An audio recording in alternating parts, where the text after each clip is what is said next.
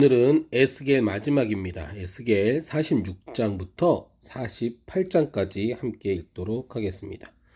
나 주 여호와가 이렇게 말한다. 안뜰 동쪽으로 향하는 문은 일하는 6일간은 닫아 놓을 것이다. 안식일에는 열어 놓을 것이다. 또 초하룻날에도 열어 놓을 것이다. 왕은 밖에서 문의 현관 통로를 통해 들어와 문의 문기둥 옆에 서야 한다. 제사장들은 왕의 번제와 화목제를 준비해야 한다. 왕은 문턱에서 경배를 드린 뒤 밖으로 나갈 것이다. 그 문은 저녁 때까지 닫지 말 것이다. 이와 같이 이 땅 백성들도 안식일과 초하룻날에 그 문 입구에서 여호와 앞에 경배해야 한다. 왕이 안식일에 여호와께 드릴 번제물은 흠없는 어린 양 6마리와 흠없는 순양 1마리다.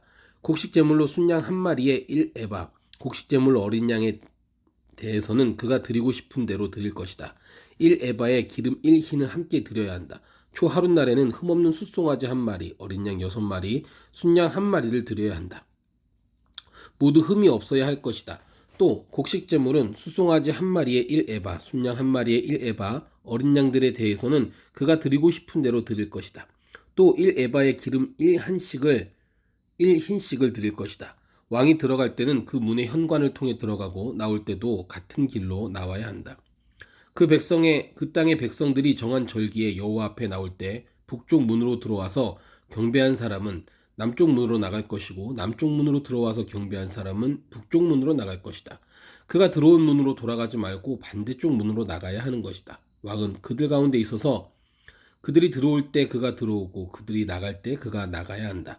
명절 때와 정해진 절기에 드릴 곡식 제물은 숫소 1마리에 1에바, 순양 1마리에 1에바, 어린 양들에 관해서는 그가 드리고 싶은 대로 드릴 것이다. 1에바에 기름 1흰씩을 같이 드려야 한다. 왕이 자진해서 여호와께 번제물이나 화목제물을 드릴 때는 그를 위해 동쪽 문을 열어둘 것이다. 그는 안식일에 그가 한 것처럼 번제와 화목제를 드리고 나갈 것이다. 그가 나가고 나면 문을 닫을 것이다. 너희는 매일 1년 된 흠없는 어린 양을 여호와께 번제물로 바쳐야 한다. 아침마다 그것을 준비해야 한다. 또 아침마다 그것과 함께 곡식 제사를 준비하되 6분의 1 에바와 기름 3분의 1 흰을 밀가루와 섞어서 드릴 것이다. 여호와께 드리는 이 곡식 제사는 영원히 계속될 규례다. 이렇게 어린 양과 곡식제물과 기름을 준비해 아침마다 정규적인 번제로 드려야 한다.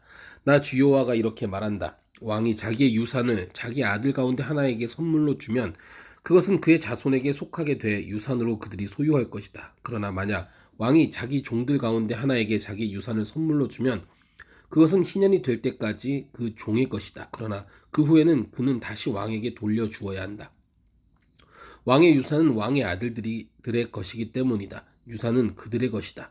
왕은 백성들의 유산을 빼앗아서는 안 되고 그들의 소유지에서 쫓아내서도 안 된다. 왕이 자기 아들들에게 유산으로 줄 것은 자기 소유지에서 주어야 한다. 내 백성들 가운데 어느 누구도 자기 소유지에서 떨어져 나가서는 안 된다. 그리고 그 문의 옆에 있는 입구를 지나 북쪽을 향한 제사장들의 거룩한 방들로 그 사람이 나를 데리고 갔는데 서쪽 끝에 한 곳이 있었다. 그가 내게 말했다. 이곳은 제사장들이 속건 제물과 속죄 제물을 요리하고 곡식 제물을 굽는 곳이다. 이것은 그들이 그 제물들을 바깥들로 가져가서 백성들을 거룩하게 하는 일이 없게 하려는 것이다. 그리고 그가 나를 바깥들로 데리고 가서 그들의 네 모퉁이를 지나게 했다. 그런데 각들의 모퉁이마다 다른 뜰이 있었다. 바깥들의 네 모퉁이에는 닫힌 뜰이 있었는데 그 길이는 40규빗, 너비는 30규빗이었다.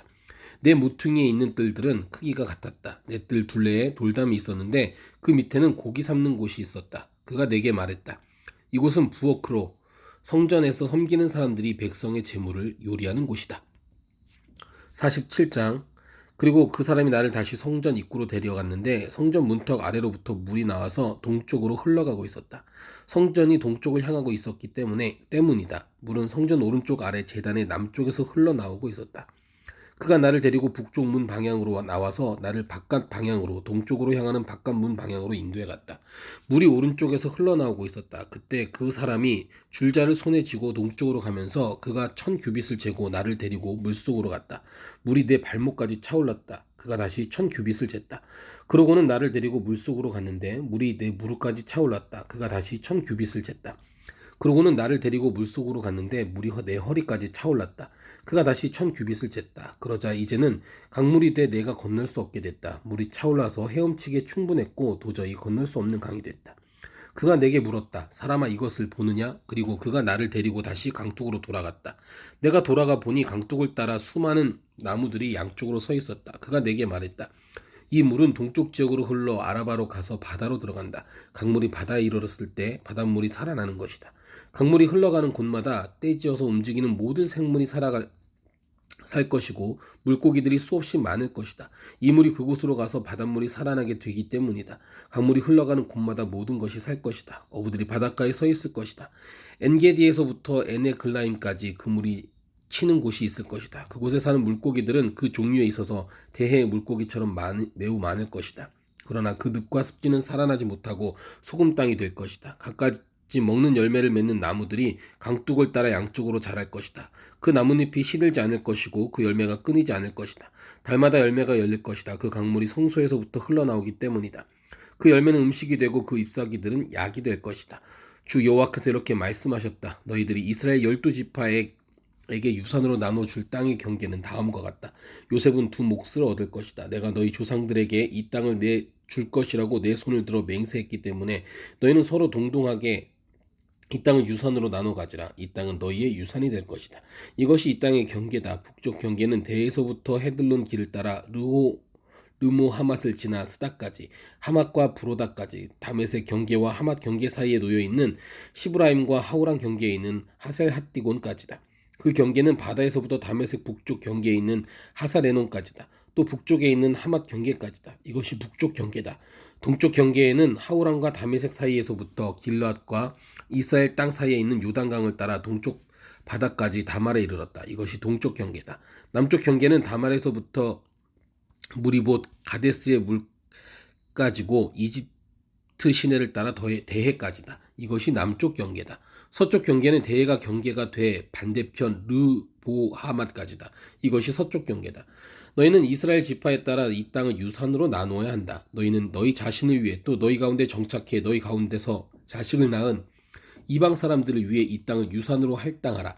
너희는 그들을 이스라엘의 자손으로 태어난 것으로 여겨야 한다. 그들도 너희와 함께 이스라엘 지파 가운데 유산을 할당받아야 한다. 이방 사람이 어떤 지파에 정착했든 간에 너희는 그에게 그의 유산을 주어야 한다. 주 여호와의 말이다. 48장입니다. 이것이 지파들의 이름들이다. 북쪽 끝에서부터 헤들론 길을 따라 르호하맛을 지나서 다메섹 경계에 있는 하살 에논까지 곧 북쪽으로 하맛 경계에 이르는 땅의 동쪽에서 서쪽까지는 단의 몫이다. 단의 경계 다음 동쪽에서 서쪽까지가 아셀의 몫이다. 아셀의 경계 다음 동쪽에서 서쪽까지가 납달리의 몫이다. 납달리의 경계 다음 동쪽에서 서쪽까지가 므낫세의 몫이다. 므낫세의 경계 다음 동쪽에서 서쪽까지가 에브라임의 몫이다. 에브라임의 경계 다음 동쪽에서 서쪽까지가 루벤의 몫이다. 루벤의 경계 다음 동쪽에서 서쪽까지가 유다의 몫이다. 유다 경계 다음 동쪽에서 서쪽까지가 너희가 따로 구별해 드릴 예물이다. 그곳은 너비가 25,000규빗, 길이는 동쪽에서 서쪽까지 한 지파의 몫과 같다. 그 땅 가운데 성소가 있을 것이다. 너희가 여호와께 구별해 드릴 예물은 길이가 25,000규빗, 너비가 20,000규빗이다. 이 거룩한 예물은 제사장들에게 속하게 될 것이다. 그것은 북쪽으로 길이가 25,000규빗, 서쪽으로 너비가 10,000규빗, 동쪽으로 너비가 10,000규빗, 남쪽으로 길이가 25,000규빗이다. 그 가운데 여호와의 성소가 있을 것이다.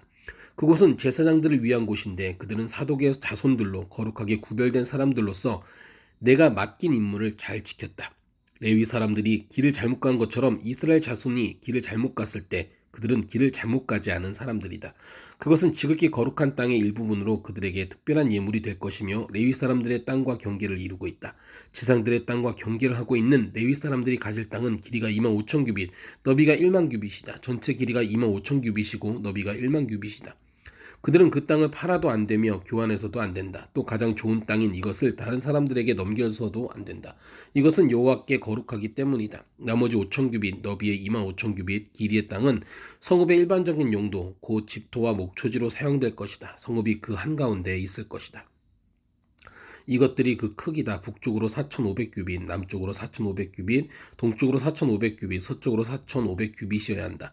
성읍의 목초지는 북쪽으로 250규빗, 남쪽으로 250규빗, 동쪽으로 250규빗, 서쪽으로 250규빗이어야 한다. 거룩한 땅의 길이로 접하고 있는 그 땅의 나머지 지역은 동쪽으로 10,000규빗, 서쪽으로 10,000규빗이다. 그 땅은 거룩한 땅과 접하고 있으며 그곳에서 생산되는 것은 성읍의 일꾼들을 위한 양식이 될 것이다. 이스라엘 모든 지파에서 모인 성읍의 일꾼들이 그 땅을 경작할 것이다. 전체 영토는 정사각형으로 가로 세로가 각각 25,000규빗이다. 너희는 예물로 그 거룩한 땅을 성읍의 소유지와 함께 구별해 둬야 한다. 거룩한 땅과 성읍의 소유지 양편에 있는 나머지 땅은 왕에게 속한다. 그 거룩한 땅의 동쪽 경계까지 25,000규빗, 서쪽으로는 서쪽 경계까지 25,000규빗이다. 이것은 다른 지파 몫의 땅들과 접하고 있는 곳으로 왕에게 속한 곳이다. 거룩한 땅과 성전의 성소가 그 한가운데 있을 것이다. 또한 레위 사람들의 소유지와 왕에게 속한 땅의 한가운데 있는 성읍의 소유지와는 별도로 유다 경계와 베냐민 경계 사이의 땅도 왕에게 속할 것이다. 나머지 지파들로 말하면 그 다음 동쪽에서 서쪽까지가 베냐민의 몫이다. 베냐민은 경계의 다음 동쪽에서 서쪽까지가 시므온의 몫이다. 시므온의 경계 다음 동쪽에서 서쪽까지가 이사갈의 몫이다. 이사갈의 경계 다음 동쪽에서 서쪽까지가 스불론의 몫이다.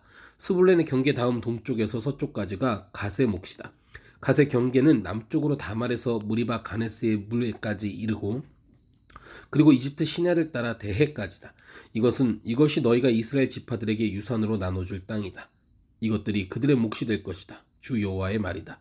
이것들이 그 성읍의 출입구들이다. 북쪽은 너비가 4,500규빗이다. 그 성읍들의 문들은 이스라엘 지파들의 이름을 따서 지었다. 북쪽의 세 문은 루벤문, 유다문, 레이문이다.